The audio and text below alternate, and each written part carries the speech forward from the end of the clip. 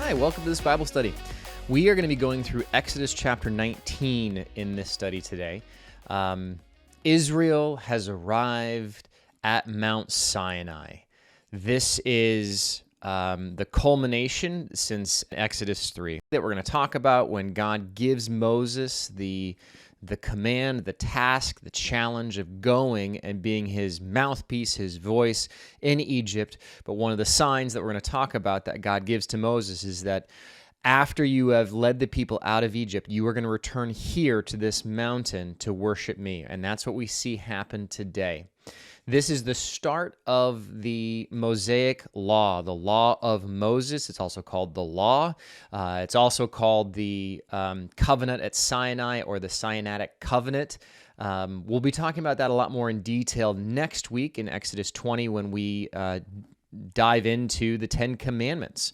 But today we camp out on Exodus 19 and the fact that Israel is to be God's chosen people, a royal priesthood set apart. We'll talk about all of that. Lord, thank you. Thank you for this time. Thank you that we are able to do this. Thank you for the means to do this. I pray that you will speak through me, that these will be your words, that you will soften my heart, my ears, and that you will teach me something about who you are, but also the people that are listening and watching, Lord, that we would be receptive to what you have to say to us, what you have said in your word, and what is still true to this day. We dedicate this time to you. Pray this in Jesus' name. Amen. Okay, let's dig into this. So we are going to break this up into three chunks. The first one's only 2 verses long. The second one is verse 3 through 8, and then the third chunk is the whole rest of Exodus 19. So I'm reading from an NIV. If you don't have an NIV, you can either follow along, but if it's distracting, just sit back and listen and enjoy. Exodus 19, verse 1. On the first day of the 3rd month, after the Israelites left Egypt, on that very day, they came to the desert of Sinai. After they had set out from Rephidim, they entered the desert of Sinai, and Israel camped there in the desert in front of the mountain. Okay, I want to pause right there because there's a lot of stuff that we just need to hit on. The first and foremost, the most significant thing here is actually what happened at in Exodus 3. So flip with me back just a little bit, back to Exodus 3.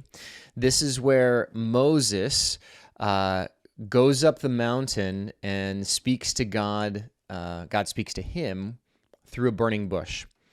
So let's back it up and go to verse 11. So we're going to do Exodus 3, starting on verse 11. But Moses said to God, "Who am I that I should go to Pharaoh and bring the Israelites out of Egypt?" So context, if you haven't been following along with us, Moses is born in Egypt. He's raised in Pharaoh's house as a prince of Egypt. And at some point, either on his 40th birthday or before he turns 40, he finds out the truth that he was actually born a Hebrew and that his mom, well, I don't know all the details that he knows, but what we know from reading Exodus 1 and 2 is that Pharaoh had set a decree to kill all of the boys, all of the baby boys that are born, to throw them into the Nile. And Moses' mother puts him in a basket and floats him down the Nile, and Pharaoh's daughter finds him and raises him in his household. But then at some point, we don't know exactly how old he is. We know at 40 he leaves Egypt. But what happens is he has a realization that he is a Hebrew, and he chooses, rather than choosing to be in Pharaoh's household, he chooses to embrace his Hebrew heritage and culture and nationality. And you have to realize and keep in mind that the Hebrews were slaves. The Jews were slaves in Egypt. They were under whip, and they did all the building of Egypt. They were enslaved by Pharaoh and the Egyptians. So Moses goes to defend a Hebrew that is being attacked by an Egyptian guard, and he ends up killing the Egyptian guard. Pharaoh finds out about it and seeks to kill him, and Moses flees. Moses flees across the desert and goes to Midian, where he meets Jethro, who we spoke about last week. He marries Zipporah, Jethro's daughter, and then is a shepherd in Midian for 40 years. But at the end of that, God calls to him, and that's where Exodus 3 comes in and says, I am going to send you to Pharaoh to bring my people out of captivity, out of Egypt. And through you, I'm going to do amazing wonders. And Moses' response here is, who am I that I should go to Pharaoh and bring the Israelites out of Egypt? He ran for his life because he was wanted for murder. That's where we get into verse 12. And God said, I will be with you, and this will be the sign to you that it is I who have sent you.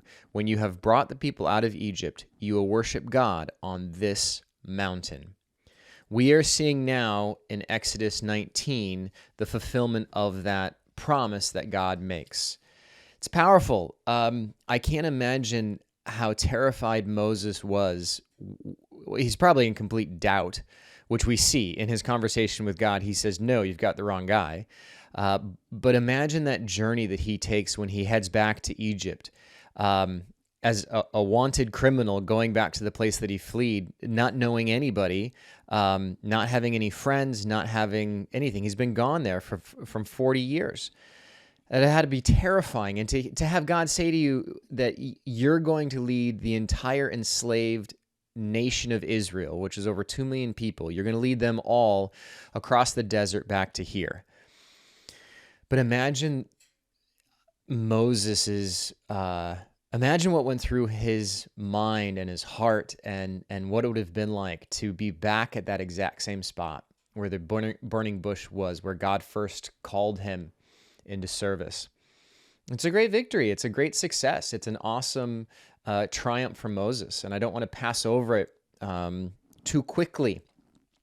So that's the main point there. The other thing to say is that they are actually going to stay. Israel is going to be camped out in front of Mount Sinai for the next 11 months.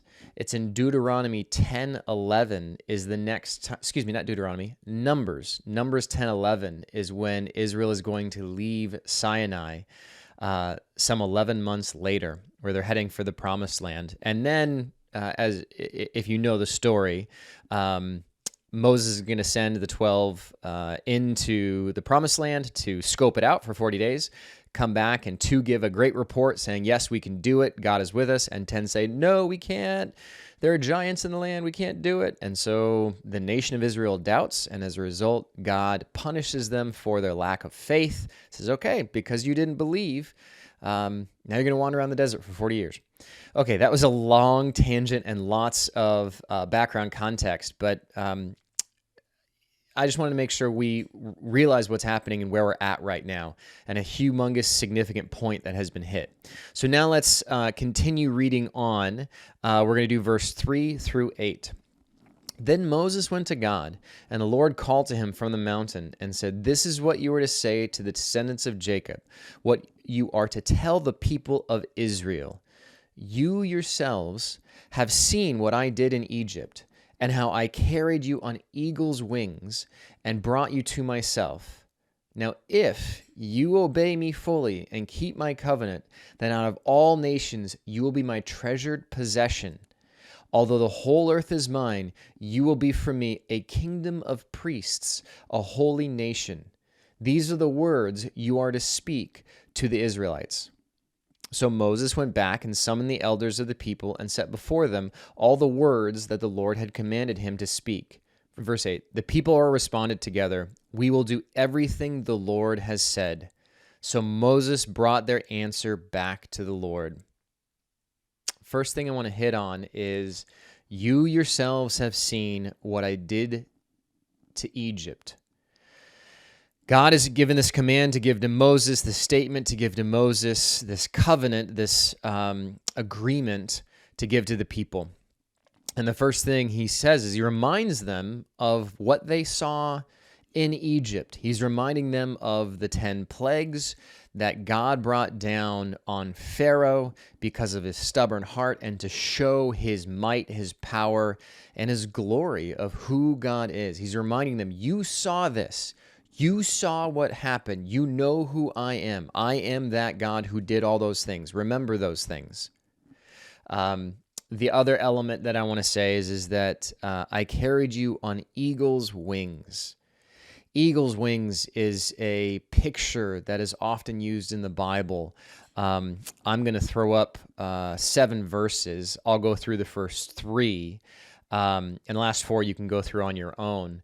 But Isaiah 40:31, those who hope in the Lord will renew their strength. They will soar on wings like eagles. They will run and not grow weary. They will walk and not be faint. Luke 13:34, Jerusalem, Jerusalem, you who kill the prophets and stone those sent to you, how often I have longed to gather your children together as a hen gathers your chicks under her wings, and you are not willing.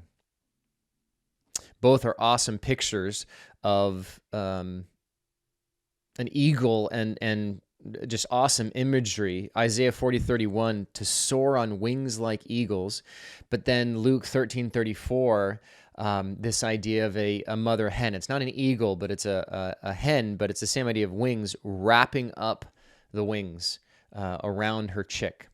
And the third one I want to hit on, I actually want to flip to it, is Deuteronomy. So join me, leave a marker here, and join me to go to Deuteronomy 32. Deuteronomy 32. Deuteronomy 32, we'll pick it up on verse 9. This is in the Song of Moses. It's right at the very end of Moses' recap of Deuteronomy, and it's his final words that he gives to Israel. Verse 9, for the Lord's portion is his people, Jacob, his allotted inheritance. In a desert land he found him, in a barren and hollow waste. He shielded him and cared for him. He guarded him as the apple of his eye, like an eagle that stirs up its nest and hovers over its young, that spreads its wings to catch them and carries them aloft. He refers to Israel as Jacob here. So when he says in a desert land he found him, he's talking about the people of Israel. As you recall, in Genesis, Jacob has his name changed to Israel, and Jacob's 12 sons become the 12 tribes of Israel. So the picture here is vivid, and it's painted well. God wants to paint that picture for Israel, to remember that he brought them to himself, that he carried them on eagle's wings, that he is their redeemer, their rescuer, their protector, but he's also the mighty God who brought down his wonders on Egypt. Verse 5, now if you obey me fully and keep my covenant, I just want to stop right there. If is a very important small little word that you can pass by very quickly. This is the beginning of the Mosaic covenant, of the law, and it's establishing here that it is a conditional covenant. If this, then that. If you do this, I will do this. If you do this, you will be this to me. If you don't do this, there will be consequences. The other type of covenant is an unconditional covenant. In Genesis chapter 12 is where we start the Abrahamic covenant, where God says, I will bless you, I will bless those who bless you, and curse those who curse you. I'll make your descendants as numerous as the stars of the sky and the sand of the seashore. But through you, all the people of the earth will be blessed. That covenant is sealed in Genesis 15 at the cutting of covenant process. The tradition is that you would take an animal and you would cut it in half, and you'd put the two halves on either side, and then you would walk through with whoever you were making this agreement Today, we don't do this. We have attorneys that make these agreements, and there's consequences according to breaking them. But in that day, you would cut an animal, and you and the person you're making an agreement with would walk through together. And the idea is simply, may you be like this cut animal in half if you break this agreement that we are making here today. Well, God in Genesis 15 puts Abraham to sleep, and then God himself walks through between with the lantern. Go back to Genesis 15 and read it. It is very significant because it's showing that this is an everlasting covenant that God makes and promises on himself. Genesis 17 is the symbol of the covenant, is the outward sign of that. That's the covenant of circumcision. And then that covenant gets passed on from Abraham to Isaac and Isaac to Jacob. It is the everlasting covenant that still exists to this day, regardless of what Israel does, even though even to this day, Israel as a nation is predominantly atheist. Israel is still protected, is blessed, and those that bless Israel are blessed, and those that curse Israel are cursed, which is one of the main reasons why evangelicals support Israel so much, is because the Bible tells us to. And we're going to talk about that more. I'm going on way too many tangents. We have a lot to cover. We need to keep going on. But this is the beginning of the Mosaic Law. If this, then that, and we'll talk about that in great detail next week as we start into the Ten Commandments. Of all the nations, this is an interesting element. So verse 5, then out of all nations you will be my treasured possession. Although the whole earth is mine, you will be for me a kingdom of priests and a holy nation. So I want to actually lump all three of these things together: treasured possession, kingdom of priests, and holy nation. All of these tie around being set apart. Let's do a quick word study on treasured possession. Sagolah is the Hebrew word, and it means possession, valued property, treasure, peculiar treasure. If you've got a King James Version, it says that you will be a peculiar treasure. Deuteronomy 14:2, for you are a people holy to the Lord your God. Out of all the peoples on the face of the earth, the Lord has chosen you to be his treasured possession. Psalm 135, verse 4, for the Lord has chosen Jacob to be his own, Israel to be his treasured possession. The whole earth, although the whole earth is mine, you'll be for me, my treasured possession, the kingdom of priests, and a holy nation.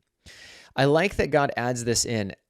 Although the whole earth is mine, what does Israel do that wins God's favor? Why does God choose Israel as his chosen people? Why are they better? No, God is God. He can do whatever he wants, and he chose Israel as his people. They did nothing to deserve it. They did nothing to earn it. It is simply God's choice to set them aside as his valued treasure. Looking at that word again, possession, valued property, treasure, peculiar treasure. The visual that comes to my mind, and I don't know if this works or not, but it is honestly what came to my mind, is thinking of my nieces and nephews when they were toddlers. Any parent can relate to this. A little, 2-year-old has their favorite blanket, their favorite stuffed animal that for many kids, they can't go to bed unless they have that. There's no logic behind why they chose it, and in fact, they love it so much that they ruin it. Now, that's not applicable, and it's also not applicable simply because in this analogy, a toddler will eventually abandon that favorite toy for the next new toy. And God's covenant and promise to Israel is everlasting. They are forever his chosen people. Now, we as the church are grafted into that branch, and we have the inheritance that Israel does. We have not replaced Israel. That theory is called replacement theology or supersessionism, and this idea that the church has replaced Israel and that God's promises for Israel are now held true to the church today, and that's simply not true. That's not biblically supported. Okay, the whole earth is his, and he chooses Israel to be his kingdom of priests. Now, this is an interesting element. Kingdom of priests. The Levitical priesthood has not been established yet. That's in Exodus 28 and 29. We're going to hit that in 10 weeks, depending on how long it takes us to get there. It'll probably take us longer because we'll camp out on the 10 Commandments, but that's not until Exodus 28 and 29 is the establishment of the Levitical priesthood. But this does tell us simply that in the context of that day, they understood, the original audience, the Israelites understood what this meant, that they understood what a priest was, even though the Levitical priesthood hadn't been established. So the idea of the priest is someone who's set apart and dedicated to God. You'll be a nation that is set apart and dedicated to God. 1 Peter 2:5, you also, like living stones, are being built into a spiritual house to be a holy priesthood. Now, that's actually talking about the church, not talking about Israel as a nation. And we'll read more of 1 Peter chapter 2 in a bit. But I want to lump it together with a holy nation. This word holy is kadosh, which means set apart or sacred. And we're going to come back to a very similar word to that. Deuteronomy 7:6, Deuteronomy 26:19, and Isaiah 62:12 are all verses that talk about Israel being set apart, being sacred. So out of the whole world, God has chosen Israel to be set apart, to be his holy people. The idea being that they are going to be a reflection of God's love, and they are to be set apart. And by the world watching Israel, God will do his wonders, and the world will see and will be brought to God through Israel. And that comes to fruition through Jesus, and we'll talk about that when I get to application. But again, the Abrahamic covenant, all peoples on earth will be blessed through you.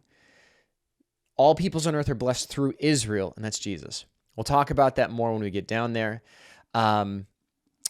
All the Lord has commanded, we will do. Verse 8, we will do everything the Lord has said. Now, in a few chapters. So this is the beginning of the law, right? So Exodus 20, we start the 10 Commandments. Then 21, 22, 23 are very specific things. If this, then that. If your bull gores somebody, if you steal, if you do this, then these things are happening.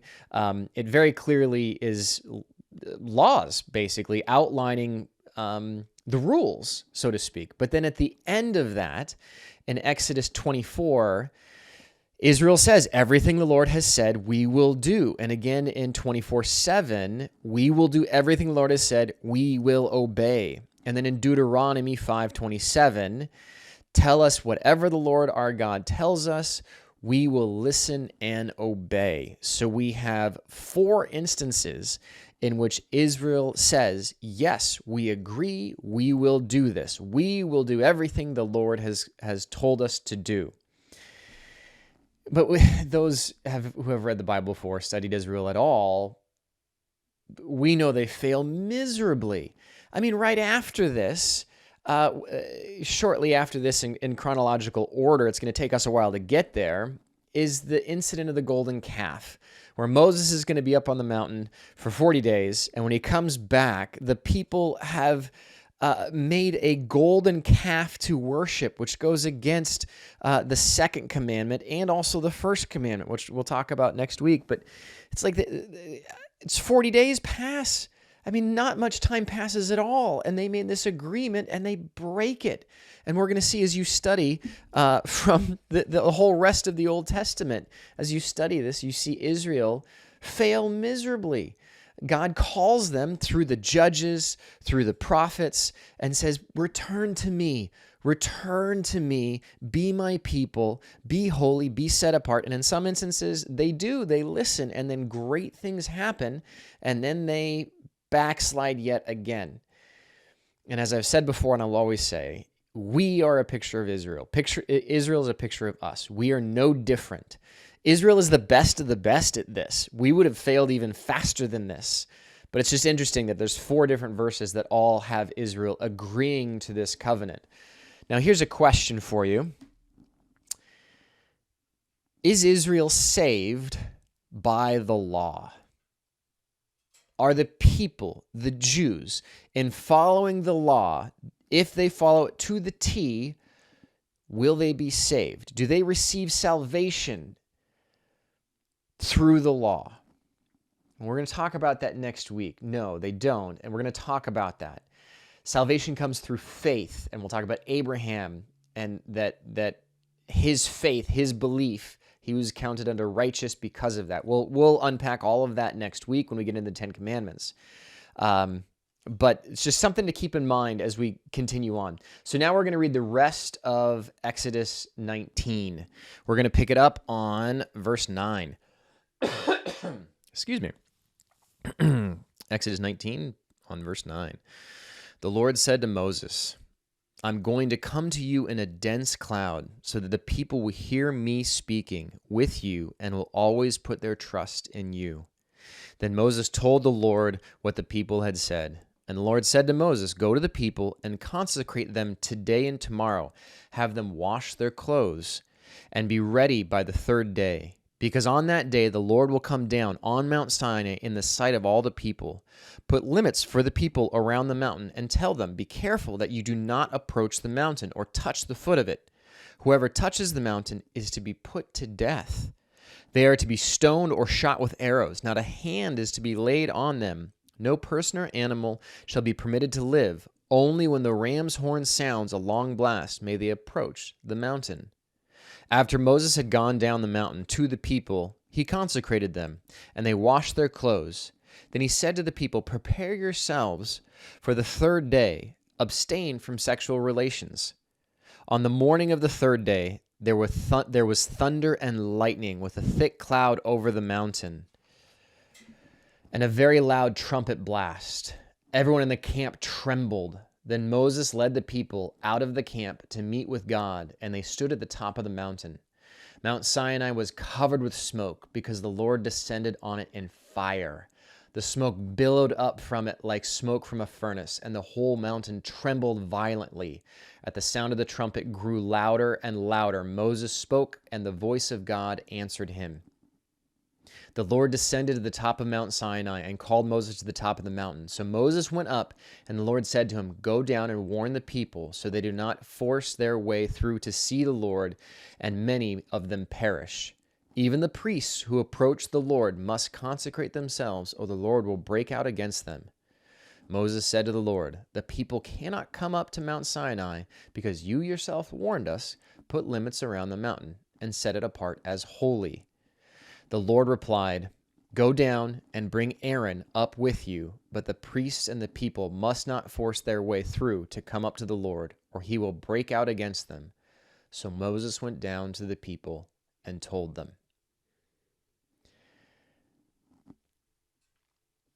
I don't know how it works. I don't know if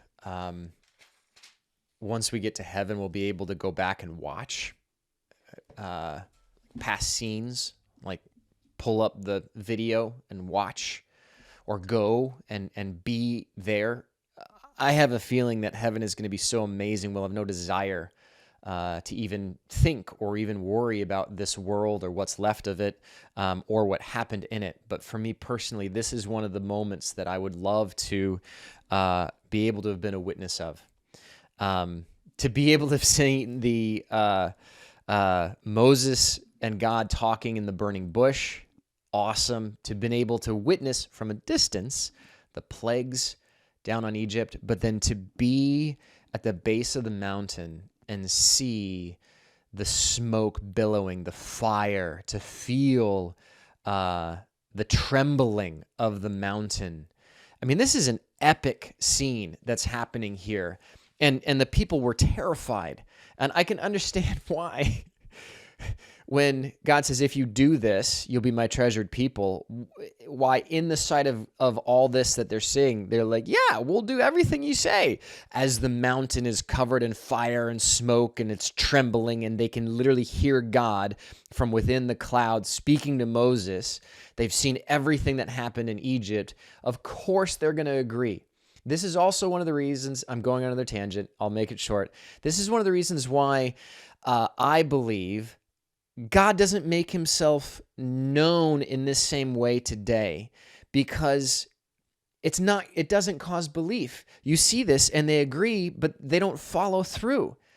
Belief, faith is confidence in something that you don't see. And so God doesn't come out and make himself known, because then would you really honestly have a choice?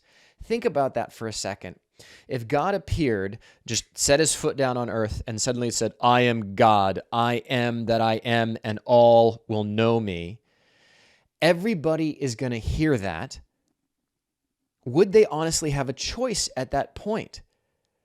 Because they would see God for all he is. No, everybody would immediately be like, oh my gosh, he's God. They'd fall down. This is one of the reasons why I believe in the millennial kingdom, there's a 1,000-year reign, and then Satan's going to be loosed again to tempt people. Because in that time, Satan is locked up, and they see Jesus. Jesus is ruling and reigning in Jerusalem. But people need to be given that choice. They need to be given the choice to choose God and follow him or not. Whole other tangent, but the point being is that this is an amazing scene that Israel is seeing firsthand of the smoke and fire and trembling mountain, and it's epic. Absolutely epic. So God speaks from the dense cloud. That's verse 9. We've had this reference many times before. Here are all the verses that reference God appearing in a cloud. These are some of them.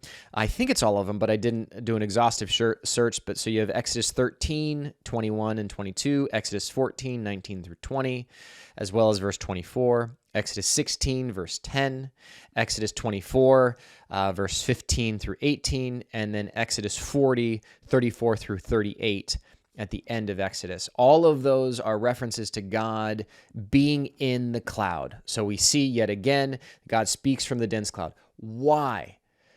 Why is it that God speaks from the dense cloud? He even says it so that the people will hear me speaking with you and will put their trust in you. As you recall with the incident where the water was bitter and they complained like crazy against Moses, God shows Moses the piece of wood. He throws it in and it tastes fine. They complain about food. They complain about water again. If God provides the food in the manna and the quail, and again with water, Moses hits the rock as God commands him to, and water comes out. In each of those situations, every single one of those situations, Israel complained against Moses as opposed to simply seeking God. And they wanted to stone him. They wanted to kill him. They were fed up. And they said to him on multiple occasions, why did you bring us out here to die? Why did you bring us out here to die of thirst or to die of hunger when we had meat back in Egypt and we had water back in Egypt? So the God is setting Moses, he's anointing him, he's setting him apart to be the spokesperson and to be ordained by God in their sight. And Moses is going to bring the 10 Commandments, and he wants to make sure that the people listen and follow. So now verse 10, there's an interesting thing that is said. Verse 10, and the Lord said to Moses, go to the people and consecrate them.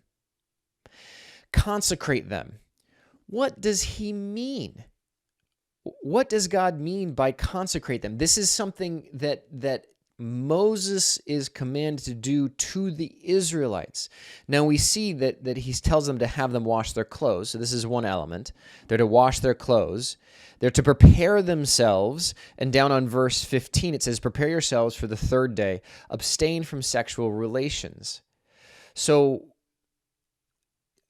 we understand by these elements that it is a time of perhaps holy reflection, meditation. The abstaining from sexual relations is to focus on God. Don't focus on yourself. Don't focus on your spouse. Focus on God. This word consecrate, my NIV has consecrate. The King James Version, you have sanctify. The New Living Translation has set them apart to be holy. If we do a word study of this word consecrate, it's kadash, which is the same base word that I used in the word study for holy nation. It's the same word to consecrate, sanctify, prepare, dedicate, to be hallowed, be holy, be sanctified, be separate. It's used multiple times in Exodus 19, as well as 4 times in Exodus 19 here, and then also in Exodus 20, verse 8. What's Exodus 20, verse 8? Well, this is the 4th commandment. Remember the Sabbath day and keep it holy. Kadash is the word that is used there, set apart for holy purpose. That's the point of this whole section. And so when God tells Moses to consecrate the people, he is to set them apart, to consecrate them, to sanctify, to prepare, to dedicate, to be hallowed, be holy, be sanctified, be separate. So they understood. So clearly in the context, go to the people and consecrate them. Moses understood what that meant. And the original audience clearly understood what that meant because there's no explanation given, so they would have known what that means. But what did he actually do to consecrate them? The only 2 things that we know is that it's a 3-day span of time. I guess it's 3 things we know. It's 3 days. Have them wash their clothes. Why do they need to wash their clothes? What's the significance of that? And the only thing that I can think of is simply that it's the same idea as Moses being asked to take off his shoes as he approaches God at the burning bush in Exodus 3, because the ground on which you are is holy. There's other element that they've been traveling for a long time. They're no doubt dirty. So clean yourselves up, prepare yourselves as best you can, set yourselves apart, for you are God's chosen people. The whole point of this whole section is that Israel is to be set apart. That's the point of this whole entire section, is that Israel as a people is to be set apart, a holy priesthood, a holy nation, God's chosen people.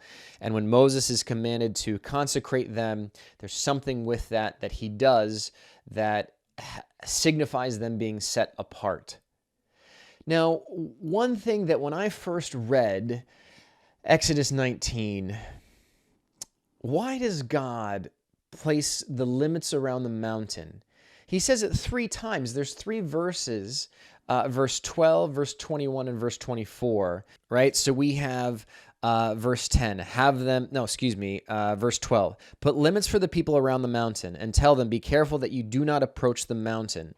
Again, in verse 21, go down and warn the people so they do not force their way through to see the Lord, and many of them perish.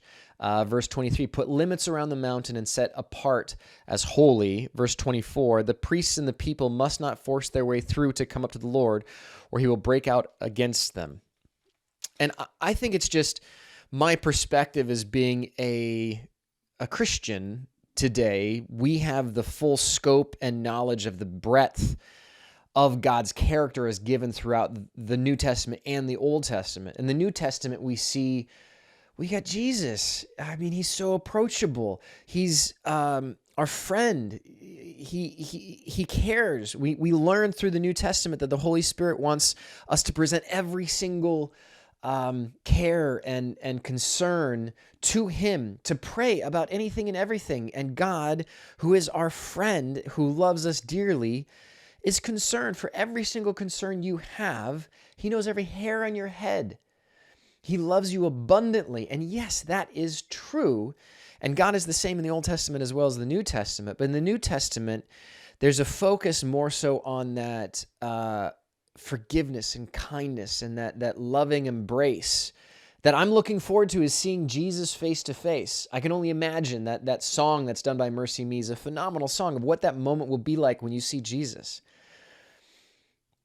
What's that moment going to be like? I mean, it really, it overwhelms me, right? But in the Old Testament, there's this element of God being the creator God that is meant to be revered and feared in a holy and respectful manner.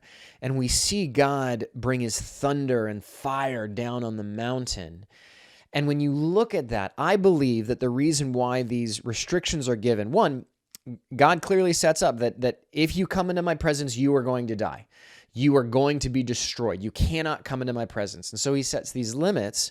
But one of the things that I found really, really interesting is one theory that Peter Enns, E-N-N-S is his name. He's the author of the NIV Application Commentary.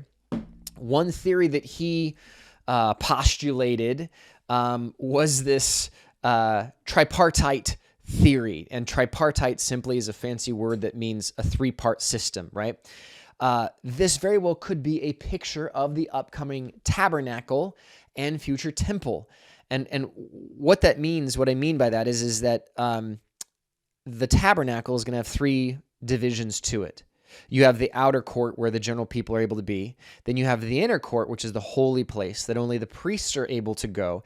Then you have the most holy place, the Holy of Holies, which eventually will also be set up in the temple. And when they celebrate Yom Kippur, the Day of Atonement is the one day in which the high priest and the high priest alone, who was called to be a Levitical priest of the descendants of Levi, but specifically a descendant of Aaron, would go into the most holy of holies and would atone for the sins of the people.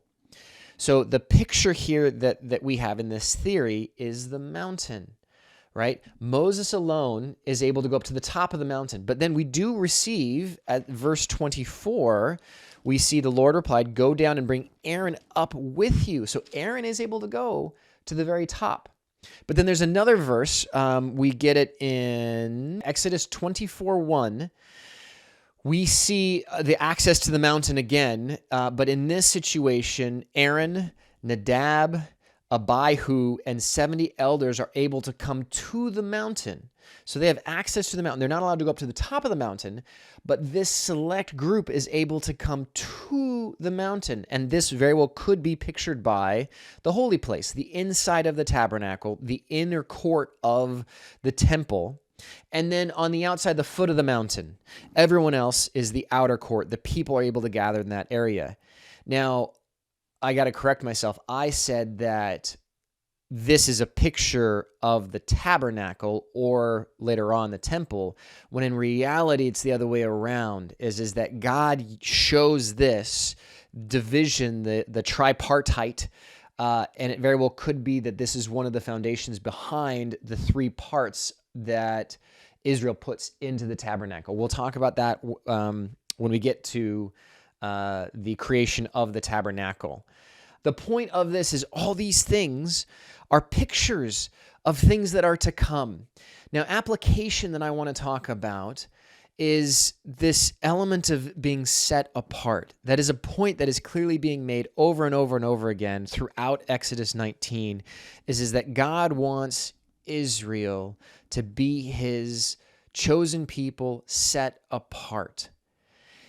And the application, as we see that today, is that God still wants his church, his people, to be a holy nation and to be set apart.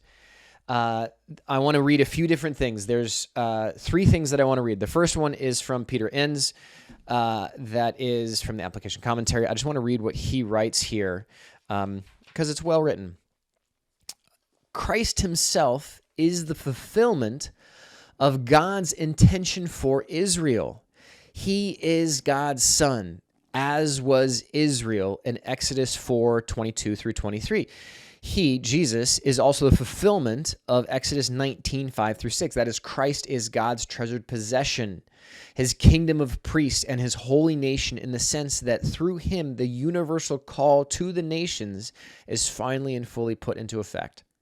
Christ is a light for revelation to the Gentiles. That's Luke 2:32, which is borrowing language from Isaiah 49:6, as well as 42:6 and 51:4.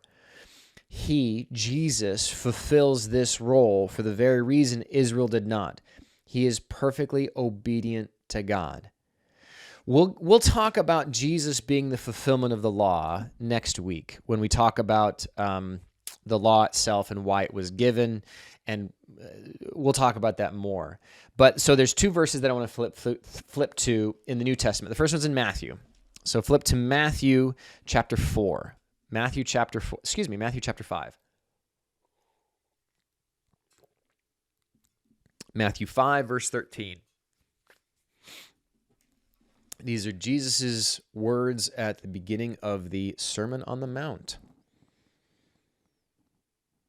Matthew 5:13. You are the salt of the earth. But if the salt loses its saltiness, how can it be made salty again?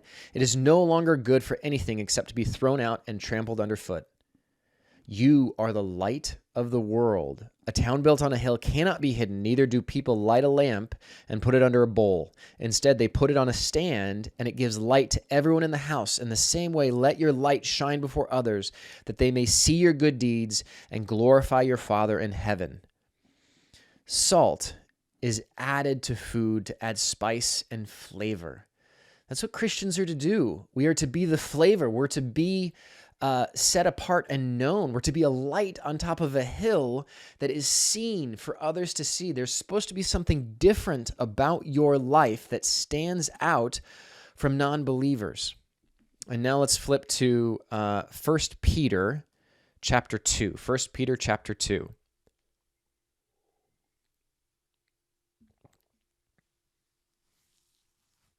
First Peter chapter 2, picking it up on verse 9. But you are a chosen people, a royal priesthood, a holy nation, God's special possession, that you may declare praises of him who called you out of darkness into his wonderful light. Once you were not a people, but now you are the people of God. Once you had not received mercy, but now you have received mercy. Dear friends, I urge you as foreigners and exiles to abstain from sinful desires which wage war against your soul. Live such good lives among the pagans that though they accuse you of doing wrong, they may see your good deeds and glorify God on the day he visits us. We are to be set apart. Romans 12:2, do not conform to the patterns of this world. So gut check. Friends at work. Friends in your bowling league or softball or indoor soccer or Mahjong club or whatever. People that are not in your circle of Christian friends. Do they know that you're a Christian? How do they know? What do you do in your actions that sets you apart? Or do you find, like myself, that you fall short of that? There are times at which I realize afterwards that I have said something that I shouldn't have said, that I reacted in a way I shouldn't have reacted, and as a Christ follower, I know better than this, and I should do this, and I should be this, this, and this, and this. One of the best ways that you can reflect your Christian values is to admit immediately when you make a mistake. Admit when you tell a lie. When you lie to somebody, even if it's just a little exaggeration that you say to make your story sound better, or if someone says, hey, did you send me that thing? Oh, yeah, I sent it. Do you not have it yet? Let me see. It must have gotten lost. If you realize that you did that you lied, go to that person and say, you know what? I'm sorry. I lied to you. I didn't do that. I was supposed to do it, and I forgot, and I'm sorry, and I lied, and I apologize for that. I'm sorry. Nobody does that. Be that person that stands out, that at the workplace, there's something different about you. And for me personally, as I said, the best way that I can do that is just simply admitting when I'm wrong and asking for forgiveness, calling myself out. And people will see that. They'll recognize that. There are many ways that you can be set apart. And I don't know, take that or leave it. Lord, thank you. Thank you that you chose Israel to be set apart, to be your people, and the works that you did through them. The law that we're going to talk about next week, that you gave it to them, and that it is a message for us even to this day. It is your law. It is your guidelines for us to live by. And we'll talk about that next week, but thank you for that. Thank you also, Lord, that through Israel, you brought your son and you brought salvation to the world through him. Thank you. Thank you, thank you. Thank you that the church today is grafted in to these promises, that we today are the bride of Christ and that we are yours. I am so grateful that you have claimed us as yours and that you love us as much as you do. I pray, Lord, for myself that I would have a healthy and reverent respect for you as the God who showed himself to Moses and to the people of Israel at Sinai in the thunder and the fire and the smoke and the trembling of the mountain. Let me see you in that light, as well as the light of being our loving Father and friend. I love you. We love you. And we're so grateful that you want us to read your word and that you work in our hearts. Continue to work in our hearts and change us, Lord. Pray all this in Jesus' name. Amen. Next week, we start the Ten Commandments. The Ten Commandments are all encompassed in Exodus 20. I'm going to break it up. I'm not going to go through every single commandment next week. There's no way. But I'll break it up and we'll see how many we get through. So I love you guys, and I'll see you next week.